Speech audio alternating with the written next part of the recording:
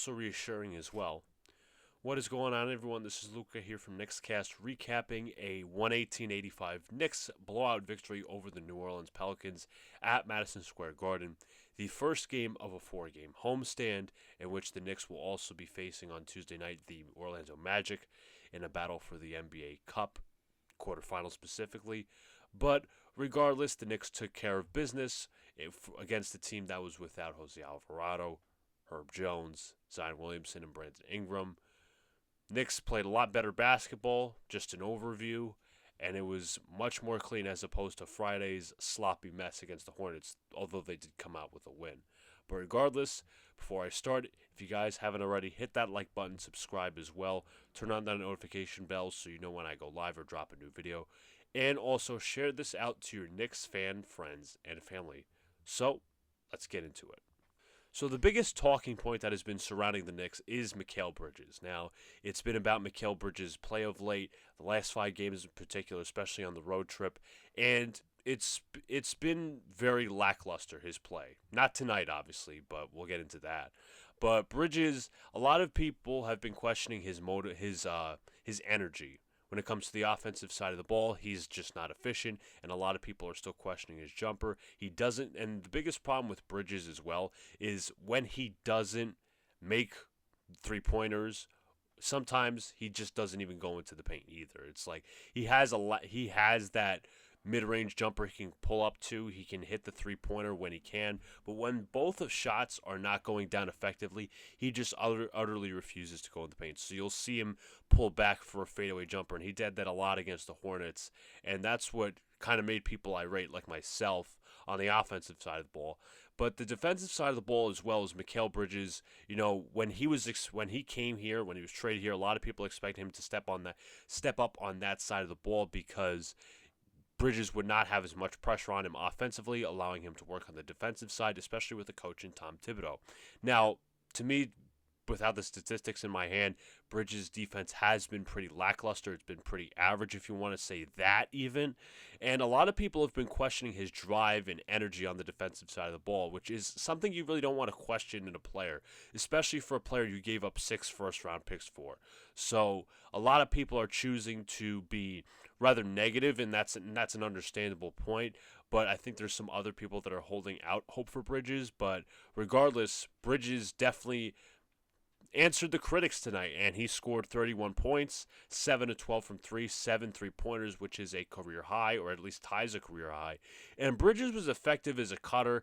Bridges was effective as a finisher at the basket. As I said, he made 7 3-pointers, and his three-point shooting was amazing. And it really provided a quick spark for the Knicks offense that allowed them to go on a 14-3 run in the beginning and essentially gave the Knicks reassurance, or at least assurance, that this game would be made in quick order. So give a lot of credit to Mikal Bridges, and also defensively he was a lot more engaged. The energy was there. The Knicks were rotating properly, and I think he's like that key X factor in the starting lineup to whether the Knicks can be a championship contender or they won't be. So a lot hedges on Mikal Bridges, not just because of the return that the Knicks had to give to Brooklyn, but just his impact and play overall alongside OG Anunoby and Brunson and Hart and Towns. So give kudos to Mikal Bridges, but we need to see a lot more consistency going forward, and I hope I see that. So another guy that had, I think, a very good night was Jalen Brunson. Now, he wasn't efficient from the field. He was 3 of 7 from 3, and he shot 4-11 from the field overall. But I liked his balance of passing and scoring. He scored 16 points and 9 assists. He did what he had to do for the Knicks. And this, as I said, this game was a blowout. This game was in blowout fashion, and Mikal Bridges pretty much led the way. But Brunson did what he had to do. He didn't have to take a lot of tough shots. He didn't have to overpass the ball. I thought he had a very good flow of the game. So credit to Jalen Brunson. I think the passing overall has been his biggest growth, especially when he's been around Mikal Bridges when he's at his best, OG Anunoby and Karl-Anthony Towns spacing the floor. When he gets double-teamed or he's in traffic, he definitely can make those passes out, and he has shooters definitely around him that can make those shots and turn those passes into assists. So credit Jalen Brunson overall for having a good enough game to at least do what he can from the field and do what he can in terms of passing and just doing what he needed to do. So another guy I thought as well that had a very outstanding night, I should say more so defensively than offensively, is OG Anunoby. And the one knock that OG Anunoby has had over the past few days is that his shooting has not been great since the Denver game where he scored 40 points, which was a career high. But I will also add that we always know that his defense is outstanding. And tonight he had 4 blocks and 3 steals, putting up good defense, moving his feet constantly in the passing lanes, and the biggest thing that the Pelicans had tonight was a lot of turnovers. They had 14 turnovers, especially a lot more in the first half. And OG was the defensive catalyst, turning defense into offense. So credit to OG. He is a defensive magnet. He orbits defensively so well, rotates properly, and he had one hell of a block on Daniel Tice in the first quarter, and that was amazing to see. And that's what great players do, in my opinion. If you're one part of your game is not going well, you find other ways to impact the game on a positive side. So credit to OG for that. And two other guys I want to get into real quick from the starting lineup are Josh Hart and Karl Anthony Towns. Now, Hart, I thought, did a little bit of everything tonight. He had 12.6 rebounds, 3 assists, and 2 steals. He was a little bit frustrated with the referees on some of the contact he was getting at the basket. But regardless, Josh Hart had a Josh Hart night. Yes, he didn't put up a triple-double. No, he did not put up a double-double. But he essentially, just like Jalen Brunson, did what he needed to do. He drove the Knicks in transition, was making his three-pointers, 2 of 3 from 3, finishing at the basket, 5 and 9 from the field, providing defense, getting steals, and all of that. So it was a typical Josh Hart night. Credit to him.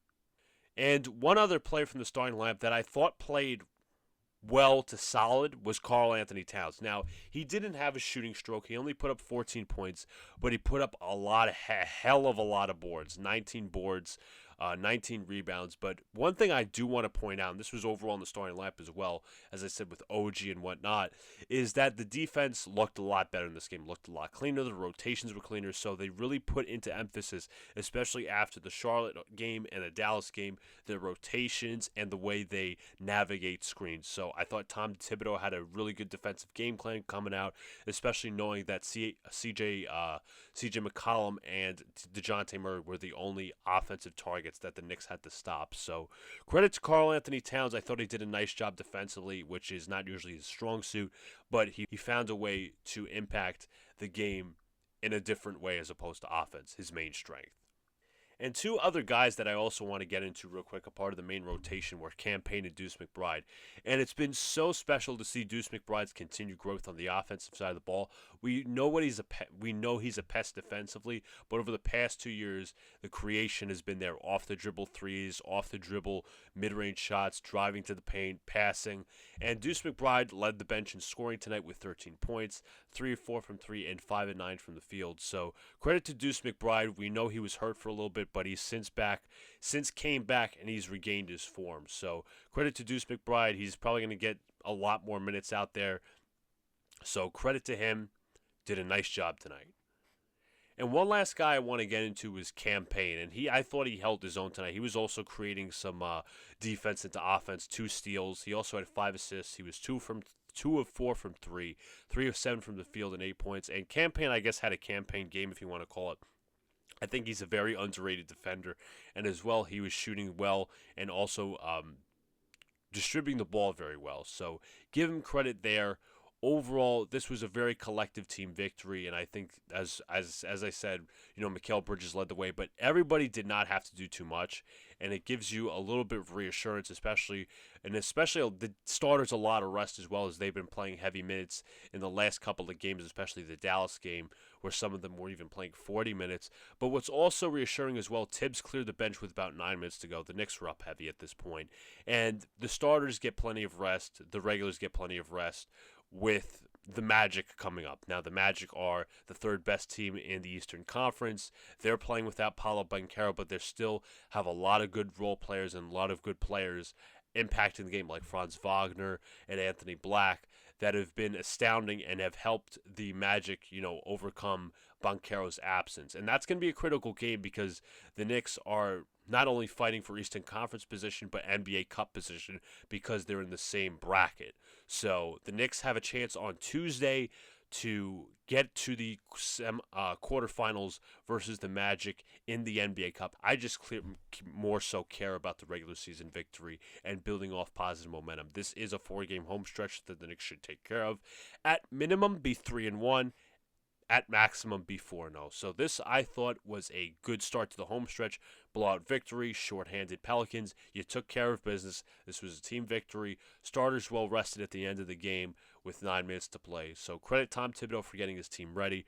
Regardless, if you guys haven't already, hit that like button, subscribe to all the good stuff. I'm hoping to have a recap after Tuesday's game. Maybe not. I might be out. But regardless, keep supporting the channel. Let's go Knicks, baby. Peace.